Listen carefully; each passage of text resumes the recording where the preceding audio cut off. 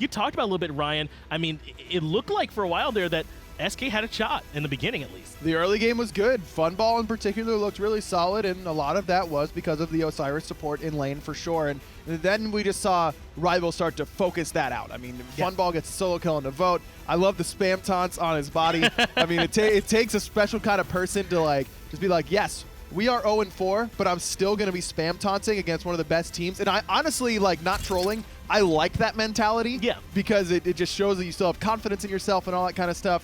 And for good reason, but it's still, SK's making little mistakes that just shouldn't happen. It's Lawbster taking a tier 2 tower shot and then getting stunned underneath it and dying to try and kill Wlfy when everyone else on his team was backing up. It's the lack of objective focus where you get these early kills and they don't really translate into anything. And a lot of that is because of the way the Rival's playing, but it's also just, I think, SK is focusing on the wrong part of the game. In Season 4, Season 3, focusing on big lanes that can kill your opponent and get big leads and then win the game off of those was a very viable strategy. Season 5 is about the mid game. It's about the groupings. It's about team fighting and getting your objectives. And I just don't think that draft did that well at all. Well, we'll see if the draft is where they felt like they need to adjust things as SK take the Camazotz yet again. I believe it was Ducky that was playing the Camazotz in the solo lane, so we'll see if that's where they choose to go with that one again as we head into Game 2 between Rival and SK. Ullr is available, and that's going to be the first pick selection along with that new wall yet again. Same exact picks and bans so far. Now, at the risk of upsetting F-Dot, I don't know if SK is going to put that Camazotz back in the solo lane here for Ducky. But they're already switching it up a little bit. They last picked Hou Yi last time around for SK. This time they're going to prioritize getting it early, and I don't blame Funball. I certainly think Rival would have banned that out had it gotten that deep because of how well Funball played in the early game. And if that Geb is in support, and yes, in Season 5 I have to actually say that sentence, if Geb is going to be played in support, a much better selection in the duo lane for SK. It's a support. It's a support that does the support things That helps. in the mid to late game, which helps. matters. Yeah, Geb Shield, Cataclysm, I mean, it's hard to really talk about abilities that are going to be more impactful in the late game than what Geb can provide, so glad we're seeing those. The Hun Batz selection coming out, though, once again, I believe for Rival, this is the same that we're seeing from them, so we're going to get to see iceicebaby play this again. And we talked about this a little bit as well, that Fear No Evil ultimate, finding the right place to use it in teamfights, so big. It's huge, and it's so much about your control in the team fights, but Hun Batz can really transition to that late game blow up one carry sort of style, and that's what really makes him so powerful is his versatility. He can be your initiator, he can be the dude who's going to start the team fight, separate the tanks from the carries, and then you kill the tanks. He can be the dude who goes by himself and kills the carries with use of that ultimate, and that's where he becomes so good. And especially here with that Geb matchup, I mean, if he can catch Geb and a carry in that Fear No Evil at the same time and reduce the chances of like a Geb shield coming out or something like that, I mean, it really can be strong for him. In fact, they've got a strong support of their own coming out in the form of this Fafnir pick that Rival have now selected.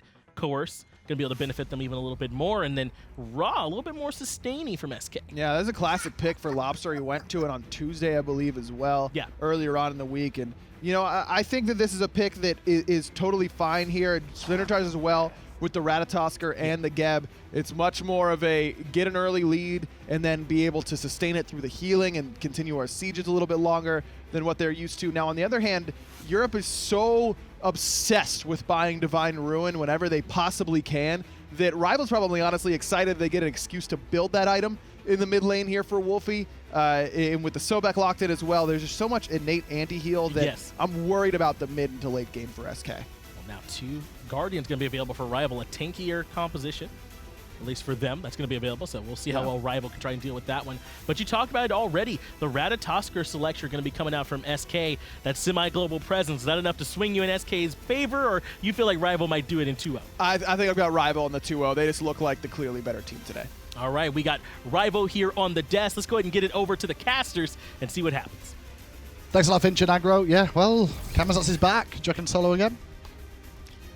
I really hope it's a solo rat. Why is it you don't like the Camazotz? Is it Ducky's playstyle of it you don't like? Yes, so I just don't like the Camazotz solo in general, but I've seen some players make use of it. Ducky, this isn't the first time or the second time that I've seen him come out and just kind of die with it a lot. Exist. And, yeah, exactly. And Ducky is, by no means do I think Ducky is the best solo laner in Europe, but he's a lot better than what we're seeing here. The Camazotz, you tried it. I respect it. It didn't work. Time to gear shift. I will say though, like to probably defend Ducky, like sometimes a lot of players like may end up doing picks that they don't want to necessarily pick themselves. They do it for the team. Oh, so no, it might be a shot call thing more than if it's like the dude who just picks some bad. And this is much more a statement about SK as a team than an individual. Sure. Right? The individual play doesn't work out. It's the team's job now to change that choice. You don't get to pick whatever you want to play, unless you're Deathwalker or Baskin, then you do. But quite literally every other player in the league, it's up to the team to choose what they play. Well, who do you guys at home think will win this game? That's the real question. Now, most of you voted for Rival last time, 95%. Will the 5% stay true? That's the real question this time round. I gotta go hit all the computers and work again. Is that what you did last That's time? what I do. I go up to You're all so the production quick. computers and I go SK. And those are the 5 votes. The 5 votes. So it means only 100 people voted for... So 95 people voted for Rival to win. Usually we get a couple of thousand, but it's still just 5 votes. Okay. Let's get into this game then and see what happens in game 2. Can SK try and answer back? I mean, they started off the last game really well. Problem is, though, is that probably won't work again when you get caught with your pants down once. Sure. You know, that's okay. Do it twice and you're probably in trouble with the law. One thing that I am a lot happier about is the Osiris support wasn't terribly egregious, but I think I like Geb a little bit better, but that's a side point. I really like the jungle mid a lot more here for SK Gaming. Faeles and Lawbster. Forget about the fact that Lawbster is the Ra and Faeles plays the Rat very, very well. It's just a very simplistic combo. Yep. What goes down, gets the knock up, and then bang, Lawbster shoots him. And as I was saying in game 1, what I've always liked about Lawbster is his ability to hit big-time ultimates, and that's what Ra brings. Yep. A little bit more so than Sol. That scattered... You know, it's a good ultimate, the Sol ultimate, I'm not going to deny that, but it just doesn't give me the same sort of satisfaction or impact I feel like other mage ults can. Stellar Burst and Supernova are burst damage, but not the way that Ra's going to be able to bring it. And like I said, Lawbster has been playing Ra since Smite literally was invented. So I'm very fine with Lawbster on the Ra all the time. He's also a little bit less afraid to rotate on this, I've noticed, on his Ra play. When he's more confident in it overall. He's put so many years of experience into it. I do see him rotate a little bit more so. Who was it that recently put together the list of all pro players and their gods that they play? Oh, there's a few. I think Mike started it off. Was did he Mike? not? Polar Bear Mike started, but a few others did do it. I think even the Lawbster console was the Ra. I can completely understand that. Although, Boosh had a claim to fame for a while, but, you know, Lobster's been around the scene longer. Well, not longer in terms of, like, starting and finishing, I guess. Yeah. Up against Boosh. Both the carries from both the teams in the mid lane at the start of the game. This is something that we start to see more of a transition of. It's very reminiscent, that start, you know, of, like, Season 4, last season, where we see 2 go mid at the beginning to try and get that early pressure. That, I think, was brought in by Obey. I don't know what happens in scrims, so maybe it's somebody else's strat, but Obey was the first team that I saw do it. I love that correction there, because players always seem to, especially pros, get upset with, like, we were doing that first and they got credit for it. It's like, well, they did it first in the Pro League. Show me your scrims and then maybe I'll know it was you first, you know? Exactly. So, I don't know where, but I did see Ataraxia kind of make that first move, and I think that drastically changed. Don't give credit to Ataraxia. I mean, he's done stuff like Sylvanas. Oh my goodness, bursted down his Faeles over commits, and Wlfy just goes, all right, yeah, thanks, I'll take that kill. Just silly positioning. And, Mountains, that's what that looks like, mountains. Purple Mountains Majesty for Team Rival right now. That was good, and you know it. I didn't want to give you the credit for it. That monkey toss was good, though. The last one did connect with Lawbster. The root follow-up from Wlfy, too. Something that a lot of people don't really look at. That's what makes you the next level Nuwa. The fact that you have a root on demand. Nuwa's got 5 abilities if you make use of that passive, and you cannot ignore that at the top level. It's also funny because a lot of people underestimate how strong that sort of passive can be. Yeah. That additional extra ability. It's kind of like Agony's, you know, extra damage that he gets. It's something that people underestimate how useful it can be, but using those roots on cooldown like he is doing, every time he's got it up, he's looking to try and poke and connect. Yeah, I mean, it's going to help confirm a lot of the nonsense, especially when you talk about the stun coming out from the minion brash and everything. And roots are on a separate diminishing returns from the rest of the crowd control. So you can actually stun, follow up with the root, and they're going to sit there for the entire duration. It's things like stun, knock up, you know, those sort of things. They're all on different cooldowns. Root is specifically on a separate one too. It just makes it a lot easier if you can chain different forms of CC together. Exactly. Keeps them nice and fresh. And so always, they use the full effect. And always keep that knock up in your back pocket because it's going to be never reduced by diminishing returns. You can't pull someone from the air faster, so keep those knockups to the end. Keep those roots to weave in between, and that's exactly what Team Rival are looking to do with their CC. This is the matchup that bores me. It's the Sobek versus Camazotz. It's just the one where no one is going to die. No one wins. Crocodile versus a bat. They never see each other on a day-to-day basis, you know, and they don't in the lane either. But at least they punch each other. When we watch, my favorite / least favorite moment of the game is the duo lane when the Hunters are in mid for the very first 2 waves. And the Guardians. Because the Guardians don't clear the wave because they want to boost their starting blessing, so they're literally sitting there having a conversation. So how's it going? Yeah, not so bad. What's up, mate? You're carrying mid? Yeah, my carry's in mid too. Wow, this kind of lane is kind of boring. I know what it's like to be a solo laner now. But they're not even allowed to hit each other. Nope. Because best case scenario, the Hunter makes it in time for the wave 1. He's not going to do it, but so you don't want to kill the minions. So you just sit there and go. Well, it's also, if you aggro the god by hitting the god, the minions turn their attention to you, which means their minions are attacking you and not the wave, which means your wave is clearing their wave, which means they're losing positional power when your Hunter gets over. It's such a tricky little individual thing of, like, how do you do that as a support? Do you want to push the wave? Do you want to leave it frozen when your carry gets there? You just sit. And you wait for your homeboy to come to the lane. That's really what you're doing. Collis and WhoDaBest is just like, so, you seen Funball lately? You seen Vote? Oh, they're coming now. Okay. Sweet. Now we can actually play Collis the game. is 3 for 3 on those hammers. Vote was expecting for some reason there that Funballer would leap away, but in the sky is Faeles. Beautifully timed, opened down from Funballer. One ricochet could be good. Faeles takes an extra tower shot more than he wants to, and those minions hurt, but Faeles will get it. And now Funballer might get the second one as Collis was trying to answer it back. SK Gaming making the plays there. 2 knockups back to back. I just spoke about DR. You're going to be guaranteed the full time when you're talking about knockups. So nice combination there from Faeles and Funball to confirm the kill. Even though Faeles, that was a brilliant play by Vote with the turnaround 180 axe. Almost took care of Faeles, but close only counts in horseshoes and hand grenades. 2 kills for SK. Not gonna lie, outside of one game I've seen Funballer play where he got picked on the Ullr in the very start of the game where he was way out of position. Outside of that, Funballer's really been trying to step it up this year. I can see more focus in his play. And it's hard for me to say that because I've seen Funballer through the years, and like I can see a little bit more determination and grit that we normally only ever see out of them at LAN. That's the thing, is that Kieran or Funball is the type of guy that I have sort of I have questioned the dedication once or twice, never publicly because, like you said, it comes out at LAN, so you see it. He kind of needs that reminder.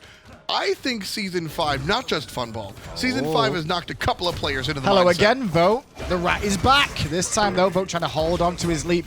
The moment he leaps, he's dead anyway. I can understand him trying to hold it. No one in the area. But back-to-back Faeles. He's just camping that lane now. Yeah. Back to back. And this is SK Gaming kind of starting to understand how they're going to win. Well, this is also abusing the fact he's got Blink. No beads, only Blink. You're going to get CC'd pretty heavily. And send WhoDaBest mid instead, right? Like, he can just protect protect Ra, but he can't protect himself, or can he? There's a different Blink coming in from the party monkey. New out of the sky. Here comes the rat. A little bit too late. Collis gets the kill on WhoDaBest, but here comes Funball. Funball looking for the ricochet, but just off the mark. The Suns, though, are making them bleed. And it's a 1-for-1 support for jungler. Great rotation from the duo lane of SK. This is Funball. So this is SK understanding that they have to fight through Funball. And we've seen this a couple of times where the meta right now is not dictated by Hunters, but team identity is more important than meta. And if Hunters aren't the #1 character on the map, but Funball is your star, who cares? And just feed him the game. Hopefully he can really bring it to them, because we're not seeing it from Ducky. We're not really seeing it from WhoDaBest. He's brand new.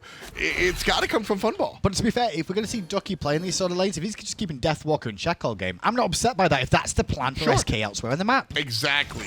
Which is why I don't like the Camazotz. I don't mind the Camazotz solo if that's the plan. Right. If your plan is to stalemate and make sure Deathwalker doesn't leave, Camazotz is the way to go. Oh, Funballer under a bit of pressure. Nice shield and leap from Funballer back towards the safety of mid. I like the route option choices there. Go towards Lawbster, who can set up with the snipe. They sustain if required. But now they're still looking to try and contest with a ricochet. Those Harpies would have died to that ricochet, but they were just taken a little bit too quick for SK's liking. Lawbster just kind of farming up here. You know, I'm waiting for the moment where that ultimate comes through looking for a mid camp and accidentally kills Wlfy. Love that stuff. Especially when they get that low, because sometimes you don't think you're in an awkward position, but if they know the cooldowns, it's going to cause some problems. Faeles back on the left-hand side once more, whereas iceicebaby going to make the blue buff get dropped down for Deathwalker and more than likely go and try and invade Duckies, or look for a cheeky pick. Ducky's going to get flipped, and I think this is the door open for iceicebaby. The totem drops, but the bat goes to the sky. Got his ult off just in time to get away from the danger field there that was there. And one thing we've not spoken about, Tom, Deathwalker's meditation. Deathwalker's meditation is... That was like, here's the pitch. Swing, batter, swing. And Wlfy's like, no, I want this kill. That's what I want. No, it's mine. Oh, save the blue buff. There you go. That's what I'm talking about. I mean, he doesn't get a kill there, but just the, I'm here. I'm surprised. I'm confirming the spot. Hardest thing with the Ra to do, though, is the double hit. Hit them with the line nuke and the ultimate at the same time. Faeles, took a step forward, and now he's going to be forced to ult. Can he get out in time? Just about. Gucci. But that's going to be a trip back to base for the jungler of SK. WhoDaBest with the defensive ultimate. That is... Team Rival, we're looking to dive there. I mean, Team Rival, no. That's a cold, hard read. I like that play from WhoDaBest. Collis and Vote are marching towards this place.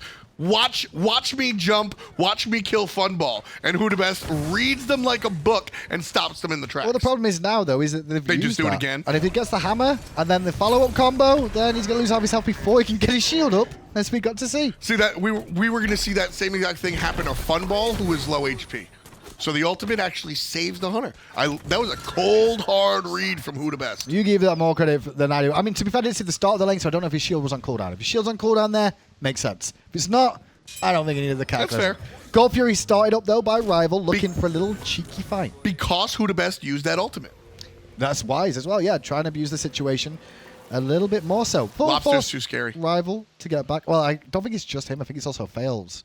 Just being around. I don't think they know his ult's on cooldown. Oh, okay. Even though they burnt it early enough, I think just the pressure was good enough. Yeah. Because, I mean, that door is wide open because the Geb's ultimate's on cooldown, but Lawbster just waves. Like, as the Ra, I feel like this is where I want all chat. Because Lawbster could just say, I'm alive. And SK goes, or Rival goes, we're not doing gold. I'd rather have all comms that you can just press. Like VGS? Yeah, when you're in range of people, you can talk to them. You know what I mean? That'd be really good. Like, what? Kind of fun. Lawbster's just like round the corner. Even you can have all the junglers playing like Loki and stuff going, hey, I'm behind you. And then they immediately like Aegis or Beads panicking that you're going to ult, and then you go, haha, now I'm going to do it. You would Mind say games. That. You would say that behind you, man. Ducky, under pressure though, has to try and get away from this. Already used the sprint to escape the clutches of Deathwalker's ult, but iceicebaby was waiting around the corner. However, he's got a bit of support over here in Lawbster and WhoDaBest, just making sure he gets out of danger. So speedy on this Ra. Traditional build, I think, coming out. No cooldown reduction. The two Ra builds we see a lot of the Warlock Staff and the Chronos Pendant. I like the safety first. Interesting choice in terms of builds for the mages too. One investing in the full boots before the sash, and the other one going for the full Warlock sash. But SK Gaming committing to this Gold Fury. This is Rival caught with the pants down. Reminiscent of Game 1, but in reverse. And that's the confidence that SK Gaming have because of Lawbster on the Ra. Wlfy doesn't really have that clear chance to steal. It's got to be the 1-2 punch of the minions. They take a second to get out there, and before Wlfy can even deploy, you're going to go jump on him. Lawbster can sit back in the 17th row and just sit there and go, all right, time, and confirm it. This is what I was saying though about SK Gaming. Like, they've kind of fixing some of these issues in the early game, which I'm really happy to see. Because you can't even get to that mid-late game stage where you might be struggling if you can't get through the first 10, 15 minutes. I mean, after 15 minutes after game 1, they've got to work on that. But for this part, it's pretty solid. Yeah, SK is able to fight back into it. Lawbster and Funball, like I said, I mean, these guys are still consummate professionals. You're really not going to get too little from them. And Season 5 has breathed new life into many players, and I think we see it most in players like Funball. Well, let's see what he can do in this one. It's only 4-3, and like you saw that golden experience a moment ago, which is in Rival's favor still, just because superior farming more than anything else, although the gold did get cut down by the Gold Fury. Deathwalker back to safety before Faeles can even show his face.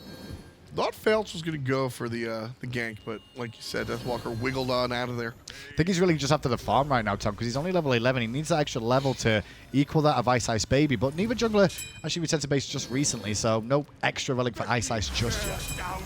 Third item, Transcendence for iceicebaby on the Hun Batz. Love this choice. I like it a lot better than the Heartseeker, because Hun Batz is going to get his damage also from the crits that he's weaving in and out, and also he's going to drop those abilities kind of faster than the Heartseeker can kind of reload. So looking at what Hun Batz is doing, I like the raw power after the Crusher. What do you think about the crit options for Hun Batz? I mean, obviously he's got crit in his kit anyway. Obviously RNG-ish, but Malice, maybe? I mean, it's one of those things that when it first came out, everyone's like, maybe Malice is going to be good for a Hun Batz? Deathbringer or bust, I think, because Hun Batz doesn't have the traditional burst that some of the other assassins do, and when you buy the Deathbringer, it boosts that burst. That's fair. Whereas when you go the Malice, you overhand smash and then maybe get a crit, and then if you do, it'll boost your Sacred Monkey. But you're gambling on the maybe crit. There's a lot of maybes there. Deathbringer, you're going to get the boost. Well, they're going for a maybe at this Pyromancer here, but with Ducky showing up, they're slowed down the pressure Rival put forward. Deathwalker going to go in on Ducky, whereas Lawbster being zoned away by Callus and over the wall. iceicebaby going to come in. Lawbster forced to beads. He drops the Sun for a heal. Big shield comes out from Gebdo to prevent the fire shards, and Ducky come in on the back. Fails, though. Didn't find Vote. That was the prime target. No knock-up from the ultimate means an SK full retreat. Team Rival going to let them walk away. Likely look for the Pyromancer after that window of opportunity has been popped open. Yeah, and immediately SK going to come straight back. Raw does have his snipe, but Raw needs some protection to get there. WhoDaBest going to lead the charge, but the klaxon sounds, and that's the end of that one. The klaxon? Is it a football reference? Soccer? Do you not use klaxon over here? No, I'm not familiar. Really? It's the way, it's just a loud noise. Okay. It's not really the noise that klaxon makes, but... Well, that's the noise that Callus makes when he falls down. Funball put number 5 up for SK Gaming. I was about to say as well, up to that point, I'm like, I've not actually seen Callus ult yet. The one time I think I've seen him ult this game is because he's dead, before he can even get away again. Again, SK Gaming building their composition around noticing what's going to help them win, and Callus goes for this Fafnir all the time. Big downside of the ultimate is that transformation and how you're kind of a sitting duck. Lawbster and Funball punish this guy immensely. I will say WhoDaBest have a bit more confidence this set compared to the last one I casted of him. Obviously, the last time round, it was his first set of the SPL, so probably a couple of jitters there, but he settled down relatively quick from what I can tell, especially up against a roster-like rival. Yeah, exactly. Deathwalker 1 versus 2 pops the ult, still in some trouble. iceicebaby coming around the corner. I just cast a curse him. Here he is. Classic. Wlfy helps out, gets the kill. Classic. Now Ducky going to be forced to ult defensively, and he will get back to the safety of his tower. Callus probably won't give chase, but Iceice with the speed may think about flanking, but when he sees that blue, he'll probably change his mind. Well, Faeles is here, and so is Lawbster. A little bit too late. Unfortunately, here comes the totem, and just barely missing. Lawbster again off the mark. Yeah, if he would have connected, it could have been a different story there for SK. I don't think we would have seen Rival turn around and put as much punishment onto Faeles as we just did. That rotation from Lawbster, though, gets punished in the mid lane by Wlfy, who sat there and whittled down that middle lane tower below half health. Runic Shield coming out from Ducky. This is one of the standard items that we see against the Guardians. Guardians do a lot of what they can by way of their base damage, but the extra magical power, especially when building into items like Voidstone that Deathwalker has right there, the Runic Shield's going to cut that power by 50. I do like the Runic Shield, though. Sorry, not the Runic Shield. The... Why can't I remember his name? Voidstone? Yeah, the Voidstone. You said it, and I was like, what was the name? I just said it. The Voidstone. The one thing I like about that is because it's going to empower the Nuar damage when he's in range of those targets too, and that's exactly where Sobek's going to be, in the front line. So everyone's going to get debuffed to take more damage. Rival going to start this Gold Fury right now. I'm not sure if I love this call. They've got a 3,000 gold lead, but SK ready to fight into it. But with Faeles in the sky, it was spotted out by Rival, so they'll do a reset. Great axe from Vote. And with no beads, Faeles goes down. Deathwalker zones away Funballer, and WhoDaBest has just been hanging around this bat, looking to try and make a play at the last second. SK Gaming was out of range from Faeles. Communication breakdown. I'm not sure, no way to tell who did what. He just got spotted. Oh, the flank! Oh, the flank! Rival catches them in the pincer! Ducky's on the front lines, though, focusing towards Callus as WhoDaBest takes a lot of free poke. Damage through from Lawbster was good, but the snipe did not connect. And in goes iceicebaby. Fear no evil. In that choke point, just separates SK Gaming away from each other, giving them another kill. SK does Funball does a good job specifically of dropping the Suns in the same choke point, so that forces Team Rival off of the chase down. Unfortunately for SK and their fans, that does open the Gold Fury for Team Rival, and very easily the objective goes down for the purple. I'm not too upset with SK's play so far, because the main thing is the damage dealers are surviving. That is required. Your front line is supposed to die. I mean, in an ideal world, they don't die, but like, if you're going to have people die, some of your frontline members keep your damage dealers up to make sure they can stop any pushes or turn things around. At the same, I am concerned. I do have an issue with the play because that right there, Faeles goes down and gets 2 people with the knock-up.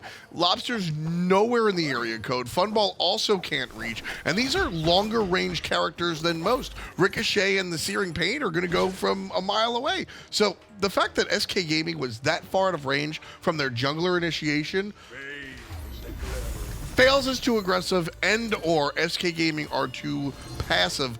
I don't care whose fault it is. I just want to see it fixed. The call. That's the key. What is the call? We're going in, we're going out. Pick one. You can't do both. You can't split the difference. Because there wasn't a zone coming out from Rival. Nobody was pushing SK out of the way. Well, there's a zone coming out from Rival right now as they push SK down back into the deep in their jungle. They were looking at Fire Giant for a second, but instead they'll take a free tier 1 tower in the mid lane instead. Ice on his own, safe enough to be able to keep a couple of members back, but SK starting to set up a sort of defense around the tier 2, and Rival are like, nope, we don't want to take this fight just yet. Lawbster's starting to hurt, though. Really, we saw that laser beam, the slow first ability, that one took a chunk. And iceicebaby. Not done a whole lot of damage just yet, but as you can see on how much damage they've done, 90% scaling, 335 base power on that. 10-second cooldown, all good stuff. 90%. Did you not know it was 90? I forgot. I knew it was high. Oh. Well, he needs that 90% right now. Great shield from the Geb, though, but Geb is now exposed on his own, trying to protect. Good Cataclysm. Nice snipe, but it only hit Callus. Hits the tanky characters. Got to find better targets. Fails, finds 3 in the back, and there comes the counter initiation from the monkey. Vote again gets the kill. Oh, Ducky plucked in the air before he could even land. He lost 3/4 of his health bar. Vote gets a double kill, and now there's only 3 members left. It's the damage dealers again, trying to defend the Pyromancer. Fails right there. I mean, that was just a little unfortunate. Can he find that Ricochet? Can he find the Ricochet? The blink from WhoDaBest was looking for a knockup, but couldn't find it. Callus with the basic body blocks were causing so many problems, but an axe again from Vote. He's been on the money with those a lot of times this game. Yeah, Vote's been incredible on the Ullr. This is one of the players that I do want to see continuing playing Ullr. I don't want to see everybody continue to play Ullr, but I want to see Vote continue to play Ullr. Well, still, pressure from Deathwalker zoning away the 3 members of SK. No ultimate available for Lawbster. Fire Giant's getting very low and will go down to Rival. The rollout gets him into range, but too little, too late. Now he's over, but the snipe connects with Wlfy. From all the way downtown, Lawbster's able to find that kill. SK need more. But they're all split apart. Look at them. They're all running in separate directions. They can't get any more than that. Reinforcements have arrived in Faeles, but already 2 members dead trying to defend. They did get Wlfy, though, Tom. I don't think that was enough. Nah, you need to get Wlfy and Vote. Especially with this Fire Giant. Team Rival are going to be able to pick up this tier 2 tower uncontested. But look at the call there. The call was to try and engage. WhoDaBest goes in. Yep. And immediately the Suns and the snipe from Raw both hit in the same sort of area to try and slow that down. SK were on the same page there. And that's the improvement that I asked for from earlier in the game. So SK do have it. They can make these plays. Right now, though, with the 10K deficit, this is... well, we talked about the numbers, right? Yeah, we need 2 wins from SK here to take this, I think. And I think those wins are going to have to come with the Phoenixes more than anything else. Yep. You win one Phoenix battle, then you get a bit of a reset, get some of your jungle. Maybe if you're lucky, a cheeky Gold Fury that's available at the time. A second win, well, then you're looking at a Fire Giant or a couple of towers because the respawns will take a little bit longer that time around. Looking at what SK Gaming do have available when it comes down to the defensive play. Funball, I love the Suns from Hou Yi. Dropping the Suns is a great way to keep people off of the Phoenix for 1 wave. Lawbster is going to have a great job of dealing with those minions. Just pushing out the laser is going to be able to clean up these minions, so Rival won't really have the opportunity to go. They're going to have to tank the Phoenix themselves. That's when Faeles and Ducky can get involved, but it's really Funball is going to stall with an ultimate, and Lawbster is going to make sure no minions come in. When Rival start tanking the objective with Callus, that's when SK have to strike. Can we see wards placed again as we're looking at Rival taking the tier 2 tower? Yeah, I'll just keep it on the wards. It's not as bad as I thought it was. I thought SK were a lot lower down in terms of how many wards are placed this game. They're actually further ahead. The difference is, I guess, is sentries. Yeah, that's been the key for Team Rival, just making sure that there's no vision on the map. Well, there's no one here for SK just yet, which means the Phoenix is already down to half health. Faeles plucked in.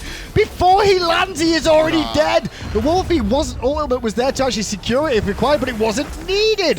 Faeles out of the fight, and in goes the Fear No Evil. Lawbster's going to avoid it, but he still gets killed. Tosses the ult, but Ice tosses Lawbster aside. Ducky now under pressure as well. No ultimate to escape this one. So going to hide in the Suns for as long as he can. Wlfy will run him down and find the kill. And it's only the dual aim from SK left standing here. They're looking for the kill on Geb, however. WhoDaBest and Funballer still around. Yeah, WhoDaBest just going to be taken out nice and easy. And that could be it, Tom, as he axes him from Vote one more time. Believe he connected with everyone he threw this game. Fantastic play from Rival. Exactly what you expect from this squad. Actually, maybe not what you expect from this squad. They have absolutely improved here in the online portion of the season, and watching them do this is the missing piece of Team Rival. Like I said last year, like a lot of people were saying, you've really underrated Rival. I'm like, no, they're just going to grow more, and that growth went through all the way to the World Championships and is continuing on to this year now, where they're playing well online as well, continuing the mentality they had, which is really important for me. A lot of teams, when they get near the top, they start to not necessarily get complacent, but look for excuses instead of looking to innovate and try and get ahead of the curve. I don't think that's ever going to be a problem with this team. Players like Deathwalker and even the coach Alpha Jackal really like to innovate and improve. Never jank for jank's sake, but always looking for those neat strategies. Yeah, Ares solo does kind of make sense, but not on itself. We need to assist it with the Athena. Gotta have bang, all of it. let it work. Who do you guys at home think was MVP in that game? Or in that set, I guess, is the best way you can look at it too. I didn't see who got it for game one. I'm going to guess it was... Oh, game one? Yeah. Oh, MVP. I thought you meant the who team won vote. It? Oh, I was okay. like, I think it was Rival. I mean, I don't think we put the team vote up for that one because there's no reason. But it's time to head over to Finch and Aggro to break that one down. Thank you, Graham, and whoever that other guy was. Finch and That was Ryan. F-Dot, by the way. Oh, thanks, Ryan. Yeah, no problem. It's Finch and Ryan here on the desk with you. Rival take it 2-0, and I mean, maybe not surprised about the result, but a little bit about the way that the set went. It was pretty dominant. It really was. And as you mentioned, not really a surprise to see Rival come out with a 2-0 victory here. This is a class organization among the world. I mean, they are one of the best teams without a doubt in my mind. SK still has those growing pains to get through, and you could tell that their strategies are still trying to get there. I think they're still a little hung up on this Camazotz solo being so heavily prioritized. It's pretty clear to me that Rival is not phased by that whatsoever. And we're starting to get on the same train that F-Dot's been on of maybe Camazotz solo is a little bit overrated. It's safe. It doesn't have a lot of risk involved. And if you get ahead, it's amazing. But I think you can say that about a lot of different solo laners. Sure. And if you really want an assassin there that has that pop-off potential in the early game, but then more control in the late, I really feel like the Naja that Deathwalker's been playing just does it better. Yeah, that Naja pick could potentially be better in the later game, but chat, we asked you there on Mixer to vote for your MVP, and you gave it to us. It's going to be Deathwalker, and for good reason. I mean, 2-1-10 on this Sobek. This guy always a big part of whatever this Rival team is doing well. I feel like the camera was just following him throughout most of these team fights because wherever the action was, Deathwalker was, and only one death being in the thick of what SK wanted to do to him, just all over the place on this Sobek, and that's what solo Sobek does best, is just be a huge annoyance for these backliners, get into the face of the mages and the ADCs, and then just set them up. Set up the frontliners if you need to. I mean, even in this late game siege, this is probably just Rival going for the left side Phoenix and then not ending the game off of it. Just let's get Phoenix back up and reset, and then we'll win the game off our next push. And then he serves up Faeles on a silver platter, and Rival goes, oh, I guess we can win now. And you talked about it earlier, but Ducky was kind of ahead towards the beginning of the game over there in that solo lane, but so much easier for this Sobek to start transitioning into that mid to late game when they're pushing or sieging finally, and that's what goes to Deathwalker's benefit, I feel like. Exactly. It's Ducky can get a lead with the Camazotz. He get built into the Transcendence, is working towards the damage, then starts tanking up a little bit, the Runic Shield third item, but by the time that Runic Shield comes out, you're not really boxing against that Sobek no matter what. You're not soloing Sobek in lane. It's just not going to happen unless the other player messes up significantly, and Deathwalker's not going to do that. You really need to play for the team fights against Sobek, and that's where he gets really difficult to play against because against not just Camazotz, but most other solo picks, he's just going to out-team fight you. It's what you pick Sobek for the solo lane for, so we either need to pick something that has the opportunity to kill him, which is few and far between, or you got to pick something that can actually match him in the team fights, and I'm just not sure that Camazotz brings that. In the end, from what we saw there, it didn't look like he was going to be able to match it up for it. But we want to take a look, though, after that set that we just saw. How did that end up affecting all the teams here? We got those standings ready for you on the screen, and Rival continues to climb up there. They just hadn't played as many games as everyone else. Now that they have 3 wins, only 1 loss, And SK still got some work to do on the bottom there, Ryan. But that is going to do it for this very first set. We still have plenty more EU action coming your way, everyone. So make sure that you stick around. Go ahead and grab your drink, and we'll be right back.